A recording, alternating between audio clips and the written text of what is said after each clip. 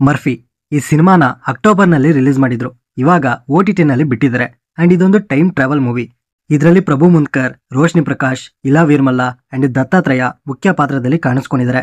ಈ ಮೂವಿ ಹೇಗಿದೆ ಅಂತ ಇನ್-ಡೆಪ್ತ್ ರಿವ್ಯೂನಲ್ಲಿ ಡಿಸ್ಕಸ್ ಮಾಡೋಣ.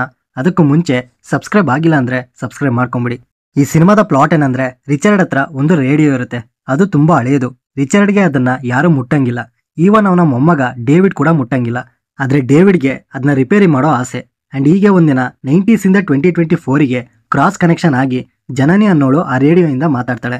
ಸೊ ಅವಳು ಯಾರು, ಅವಳಿಗೂ ಡೇವಿಡ್ಗೂ ಏನ್ ಸಂಬಂಧ, ಈ ರೇಡಿಯೋ ರಿಚರ್ಡ್ ಹತ್ರ ಹೇಗ್ ಬಂತು ಅನ್ನೋದನ್ನ ನೀವು ಸಿನಿಮಾ ನೋಡೇ ತಿಳ್ಕೊಬೇಕು. ಅಂಡ್ ಇದರಲ್ಲಿ ತುಂಬಾ ಇಷ್ಟ ಆಗಿದ್ದು ಅಂದ್ರೆ starting 10 minutes interval block and last 30 minutes ಅಷ್ಟೇ. ಇನ್ನು ಮಿಕ್ಕಿದ rest of the time slow ಪೇಸಲ್ಲಿ ರನ್ ಆಗುತ್ತೆ. ಮಧ್ಯ ಎಲ್ಲೋ ಒಂದೊಂದ್ ಕಡೆ ಕಾಮಿಡಿ ಚೆನ್ನಾಗಿ ವರ್ಕ್ ಆಯ್ತು. ಬಟ್ ಫ್ಲಾಶ್ ಬ್ಯಾಕ್ನ ಅವಾಗವಾಗ ರಬ್ಬರ್ ತರ ಸ್ಟ್ರೆಚ್ ಮಾಡಿ ತೋರಿಸ್ತಾರೆ. ಇದರಿಂದ ಸಿನಿಮಾ ಮಧ್ಯ ಪಕ್ಕ ಡಿಸಪಾಯಿಂಟ್ ಆಗ್ತೀರಾ. ಇನ್ನು ಸಿನಿಮಾ ಸ್ಟಾರ್ಟ್ ಆಗಿದ ತಕ್ಷಣ ಎಲ್ಲೂ ಟೈಮ್ ವೇಸ್ಟ್ ಮಾಡ್ದಲೆ ಡೈರೆಕ್ಟ್ ಮೇನ್ ಪ್ಲಾಟ್ ಒಳಗಡೆ ಹೋಗ್ಬಿಡ್ತಾರೆ. ಬಟ್ 10 ಮಿನಿಟ್ಸ್ ಆದ್ಮೇಲೆ ಇಂಟರ್ವಲ್ ವರ್ಗೂ love, family emotions, radio repair ಅನ್ಕೊಂಡು ತುಂಬಾ ಟೈಮ್ ವೇಸ್ಟ್ ಮಾಡ್ತಿದ್ದಾರೆ ಅಂತ ಅನ್ಸುತ್ತೆ. ಬೇಗ ಸ್ಟ್ರೈಟ್ ಟು ದಿ ಪಾಯಿಂಟ್ ಬರಲ್ಲ ಇಂಟರ್ವಲ್ ವರ್ಗೂ. ಇನ್ನ ಈ ಇಂಟರ್ವಲ್ ಬ್ಲಾಕ್ ಈಸಿಯಾಗಿ ಗೆಸ್ ಮಾಡ್ಬೋದು ಹೀಗೆ ಆಗುತ್ತೆ ಅಂತ. ಬಟ್ ಸ್ಕ್ರೀನ್ ಮೇಲೆ ಅದನ್ನ ತೋರಿಸಿರೋ ರೀತಿ ಆಡಿಯನ್ಸ್ಗೆ ಇಂಪ್ಯಾಕ್ಟ್ ಮಾಡುತ್ತೆ. ಇನ್ನ ಇದರ ಸೆಕೆಂಡ್ ಹಾಫ್ ಫಸ್ಟ್ ಹಾಫ್ಗಿಂತ ಈ ಸೆಕೆಂಡ್ ಹಾಫ್ ಸ್ವಲ್ಪ ಇಂಟ್ರೆಸ್ಟಿಂಗ್ ಆಗಿರುತ್ತೆ. ಯಾಕಂದ್ರೆ ಕತೆ ಶುರು ಆಗೋದೇ ಇಲ್ಲಿ. 90ಸ್ಗೂ 2024ಗೂ ಒಂದೊಂದೇ ಕನೆಕ್ಷನ್ನ ತೋರಿಸ್ತಾ ಬರ್ತಾರೆ. ಬಟ್ ಪ್ರತಿ ಸೀನ್ಸ್ಗಳು, ಪ್ರತಿ ಸಿಚುಯೇಷನ್ಸ್ಗಳು ಮುಂದೆ ಹೀಗೆ ಆಗುತ್ತೆ ಅಂತ ಈಸಿಯಾಗಿ ಪ್ರಿಡಿಕ್ಟ್ ಮಾಡ್ಬೋದು.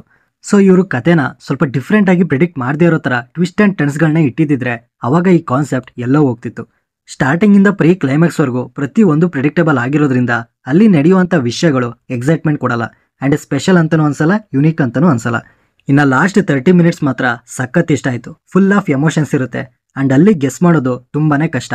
ಈ ಒಂದು ಕ್ಲೈಮ್ಯಾಕ್ಸ್ ಪೋರ್ಷನ್ಸ್ ಕೆಲವರಿಗೆ ಈ ಮೂವಿ ಸ್ಯಾಟಿಸ್ಫೈ ಮಾಡಬಹುದು. ಇನ್ನ ರೆಟ್ರೋ ಥೀಮ್ಸ್, ಹಳೆ ಕಾಲದ ಐಟಮ್ಸ್ಗಳು, ಓಲ್ಡ್ ಮ್ಯೂಸಿಕ್, ಈ ತರ ಡೀಟೇಲಿಂಗ್ ವರ್ಕ್ ತುಂಬಾ ಇಷ್ಟ ಆಯ್ತು. ಇಡೀ ಸಿನಿಮಾ ಒಂದು different feel and different experience ಕೊಡುತ್ತೆ. ಒಂಥರ ಬೀಚಲ್ಲಿ ಇರೋ ತರ ವೈಬ್ ಇರುತ್ತೆ. ತುಂಬಾ ಕೂಲ್ ಆಗಿತ್ತು. ಅಂಡ್ ಈ ಸಿನಿಮಾದಲ್ಲಿ ತುಂಬಾ ಕಡೆ ಎಮೋಷನ್ಸ್ ಇದಾವೆ. ಅವು 2024ಅಲ್ಲಿ ಇರುವಂತ ಎಮೋಷನ್ಸ್ ಕನೆಕ್ಟ್ ಆಗುತ್ತೆ. ಬಟ್ 90ಸ್ದು ನನಗೆ ಅಷ್ಟು ಕನೆಕ್ಟ್ ಆಗ್ಲಿಲ್ಲ.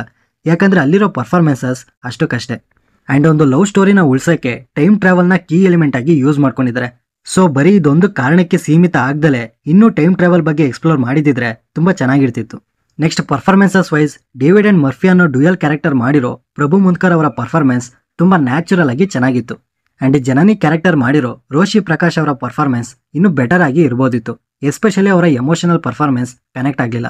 ಇನ್ನು ಜೆಸ್ಸಿ ಅಂಡ್ ರಿಚರ್ಡ್ ಕ್ಯಾರೆಕ್ಟರ್ ಮಾಡಿರೋ ಈಸಾ ವೀರ್ಮಲ್ಲ ಅಂಡ್ ದತ್ತಾತ್ರೇಯ ಅವರ ಪರ್ಫಾರ್ಮೆನ್ಸ್ ಡೀಸೆಂಟ್ ಆಗಿ ಚೆನ್ನಾಗಿದೆ. ಅಂಡ್ ಫ್ರೆಂಡ್ಸ್ ಕ್ಯಾರೆಕ್ಟರ್ ಮಾಡಿರೋ ಅಶ್ವಿನ್ ರಾವ್ ಅಂಡ್ ಮಹಾಂತೇಶ್ ಹಿರೇಮತ್ ಅವ್ರಿಗೆ ಸಿಕ್ಕಿರೋ ಸ್ಕ್ರೀನ್ ಸ್ಪೇಸ್ನ ಚೆನ್ನಾಗಿ ಯೂಟಿಲೈಸ್ ಮಾಡ್ಕೊಂಡಿದ್ದಾರೆ. ಇನ್ನು ಟೆಕ್ನಿಕಲ್ ವಿಷಯಕ್ಕೆ ಬರೋದಾದ್ರೆ cinematography, camera work, visual effects, colour grading excellent ಆಗಿತ್ತು.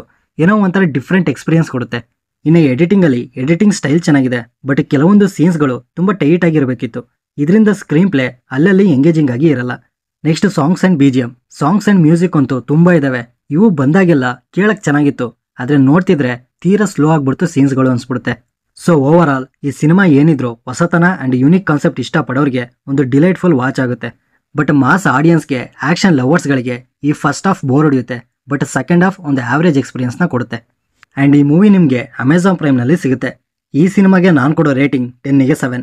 ಆಲ್ರೆಡಿ ನೀವು ನೋಡಿದ್ರೆ ನಿಮಗೆ ಯಾವ ರೀತಿ ಎಕ್ಸ್ಪೀರಿಯನ್ಸ್ ಕೊಡ್ತು ಅಂಡ್ ಇದರಲ್ಲಿ ಏನು ಇಷ್ಟ ಆಯಿತು, ಏನು ಇಷ್ಟ ಆಗಲಿಲ್ಲ ಅಂತ ಕಮೆಂಟ್ ಬಾಕ್ಸಲ್ಲಿ ತಪ್ಪದೆ ತಿಳಿಸಿ.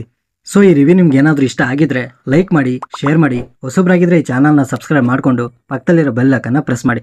ಮತ್ತೆ ಸಿಗೋಣ.